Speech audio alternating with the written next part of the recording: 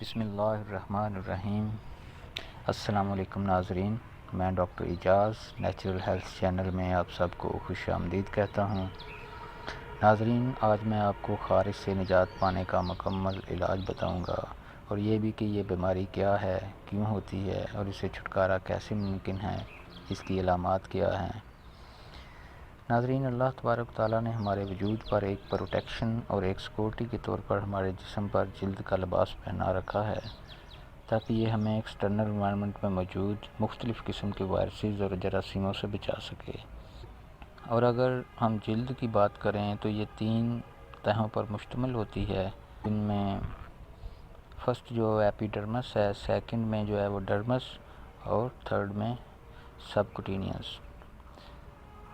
تو انسان روزمرہ لائف کے دوران بعض دفعہ انٹرنل یا ایکسٹرنل بہت سے ایسے فیکٹر ہوتے ہیں جو جلد کو متاثر کر کے جلدی امراض کی شکل میں تبدیل ہو جاتے ہیں۔ تو یہ بہت سے ایسے فیکٹر ہیں جو جلد کو متاثر کر کے جلدی امراض کی شکل میں تبدیل ہو جاتے ہیں، جن میں سورج کی تیز روشنی، مختلف قسم کے کیمیکل ری ایکشن، وائرسز، جراثیم وغیرہ شامل ہیں، جو ہماری جلد کو نقصان پہنچاتے ہیں اور جلدی امراض پیدا کر دیتے ہیں۔ یہ جلدی امراض مختلف قسم کے ہوتے ہیں اور ان کا علاج بھی اس مرض کے حساب سے ہی ہوتا ہے۔ ان میں زیادہ تر ہونے والی بیماریوں میں اٹوپک ڈرماٹائٹس ہے، سورائسس ہے، اسکن الرجی، خارش، داد، چنبل وغیرہ شامل ہیں۔ تو ان میں بہت سے لوگ اپنی بیماری سے آگاہی نہ ہونے کی صورت میں وہ ایک ہی انداز میں طریقہ علاج کر رہے ہوتے ہیں، جو بیماری کے خلاف کارگر ثابت نہیں ہوتا اور بیماری ٹھیک طریقے سے جڑ سے ختم نہیں ہوتی۔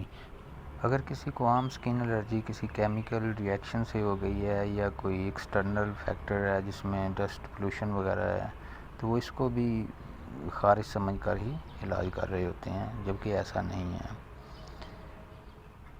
تو خارش کی اگر ہم بات کریں تو یہ ایک خاص قسم کا جراثیم ہے جسے اسکیبیز مائٹ کہتے ہیں، اور یہ اسکن کے اندر اپنے ایگز وغیرہ دیتا ہے، اور اس سے یہ ملٹیپلیکیشن کرتا ہوا پورے جسم پر کی جلد پر پھیلتا ہے۔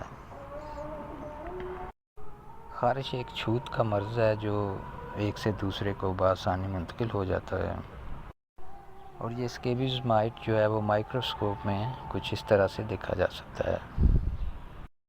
تو ناظرین، جب یہ جراثیم ہماری اسکن کے اندر داخل ہوتا ہے تو اس کو تقریباً 6 ویک لگ جاتے ہیں علامات دینے میں۔ تو اسی دوران اسی اثناء میں یہ اپنی ملٹیپلیکیشن کرتا ہے، اور آفٹر 6 ویکس ہماری جلد کے اوپر مختلف قسم کی علامات نظر آنا شروع ہو جاتی ہیں، جن میں اسکن کے اوپر والے حصے پر خارش ہونا، ریڈنس کا آ جانا، اور چھوٹے چھوٹے دانے بن جاتے ہیں۔ اب ہم آ جاتے ہیں علاج کی طرف، جو 100% افیکٹڈ ہے۔ ناظرین، اگر آپ اس طریقے سے اپنا علاج کریں گے اس بیماری کے خلاف تو آپ اس کو مکمل جڑ سے ختم کر سکیں گے، اور یہ بہت ہی آسان ہے۔ بس آپ نے کرنا یہ ہے کہ بازار سے ایک پیٹرولیم جیلی لے کے آنی ہے، جو بآسانی کسی بھی کاسمیٹکس دکان سے ایک سادہ پیٹرولیم جیلی کی ڈبی مل جائے گی آپ کو، وہ لائیں، اور اس میں یہ چیزیں جو آپ کو نظر آ رہی ہیں اس ترتیب سے آپ نے ڈالنی ہیں۔